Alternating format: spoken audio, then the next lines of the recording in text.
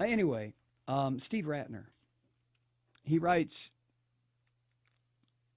President Trump will hardly be short of far-right cabinet members, including an education secretary who has called public schools a dead end, a labor secretary who has been cited for employment law violations, and an EPA administrator who has sued his own department. But within the Trump team, the views of Representative Mick Mulvaney, Republican of South Carolina, which is his little-known choice to lead the important Office of Management and Budget, his views rank as among the most reactionary. That means the most destructive. Only slivers of this were available or visible in Mr. Mulvaney's uneventful confirmation hearings 2 days ago. In fact, Mulvaney is a founding member of the Freedom Caucus.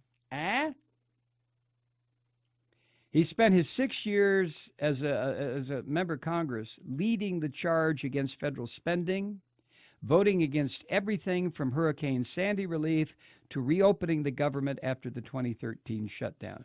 This guy's out of his fucking mind. I don't think he even qualifies as a fascist. He's just a gibbering maniac. And he's the head now of the Office of Management and Budget. Ratner goes on, his intransigence placed him well to the right of Republican leadership, including former Speaker John Boehner, whom he repeatedly opposed for being excessively soft on curbing disbursements from the federal purse. Boehner. Not surprisingly, cutting deeply into core retirement and health care problems is at the top of his to-do list. And this guy is the head of the Office of Management and Budget. He said on Fox Business Network, soon after he entered Congress in 2011, he said, quote, "We have to end Medicare as we know it." Even though Medicare is supported by nearly 80% of Americans. It's according to a Kaiser Foundation poll 2 years ago. While Mr. Mulvaney is not alone in his terrifying views, the difference between him and other members of his deeply conservative brigade is that he will likely soon have an unusual opportunity to cement them into place. OMB, Office of Management and Budget, is the control center for Trump's fiscal policy. Ratner explains, for those of us who don't know, each year, he writes, the Budget Office oversees the federal government's budgeting process, receiving requests from individual agencies, analyzing them, and making recommendations to the president as to what spending should be requested from Congress and what the deficit should be. From that perch, Mr. Mulvaney will be well positioned to help excise funding for the Affordable Care Act, defund Planned Parenthood, abolish the Export-Import Bank, eliminate government-financed research, raise the retirement age for Social Security to 70, and even clamp down on off-budget military spending, to name just a few of his targets. Ratner adds, we may already be starting to see the shadowy outlines of this kind of agenda. The new administration is reportedly considering proposals to cut $10.5 trillion of spending over the next decade, more than 40% of many important programs. Mr. Mulvaney, you notice how many people who want to destroy America are in the Trump cabinet? These fuckers are worse than any Middle Eastern terrorist or South American terrorist or North American terrorist or Asian terrorist. These people are more dangerous than anybody that this Trump asshole wants to build a wall to protect us from. These are all the rats who have eaten their way into the Trump government.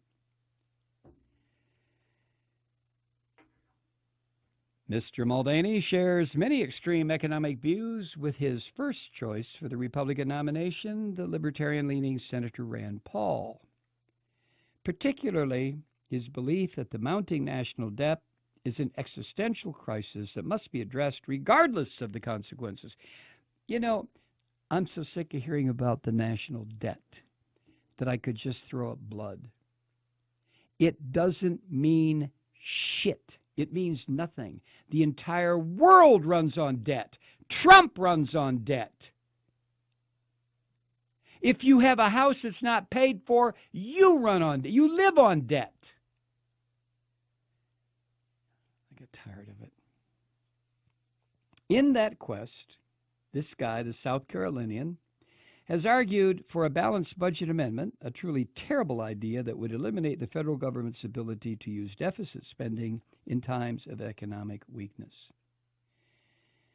Similarly, he has repeatedly voted against legislation to raise the debt ceiling, without which the federal government would shut down and possibly even default on its obligations, neither of which seemed to bother him.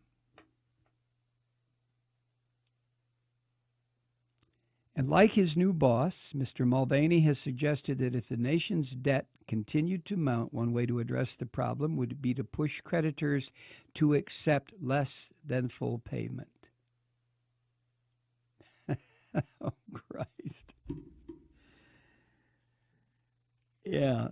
Hey, China, you know that $3 trillion worth of bonds you hold on the United States, those secure bonds? Would you take $500 million? You won't? Well, then screw you. Anyway, the consequences of trying to get people to accept less than full payment, our creditors, the consequences of that, said Janet Yellen, the Federal Reserve Chairwoman, with classic Fed understatement, the consequences would be, quote, very severe. At a minimum, resulting, quote, in much higher borrowing costs for American households and businesses.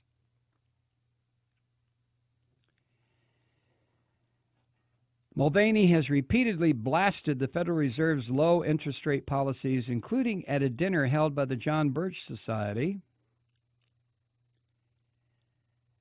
founded in the 50s, that today could be called the alt-right.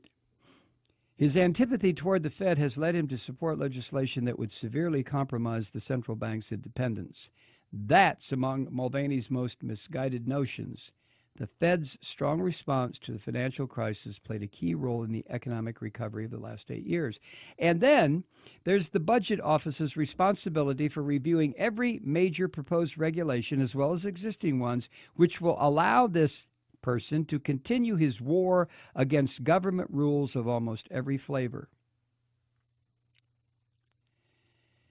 Ratner writes, I'll be curious to see how Mr. Mulvaney meshes with his new colleagues, as he acknowledged Tuesday his unabashed advocacy of cutting Social Security and Medicare puts him at odds with his new boss. Yeah, but Trump is such a brainless asshole that if this guy tells him he has to do it, for whatever reason, Trump will do it. And then he'll say it was his idea.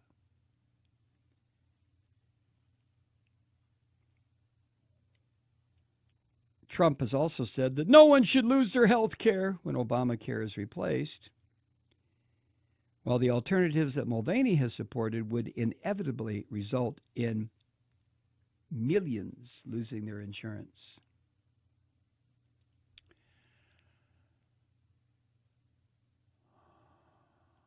At the same time, he will surely hate Mr. Trump's plans for enormous unfinanced tax cuts and huge infrastructure spending, which are projected to increase total deficits by $5.3 trillion over the next 10 years.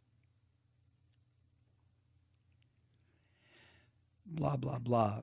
So we have yet another destroyer who has been invited into the inner party.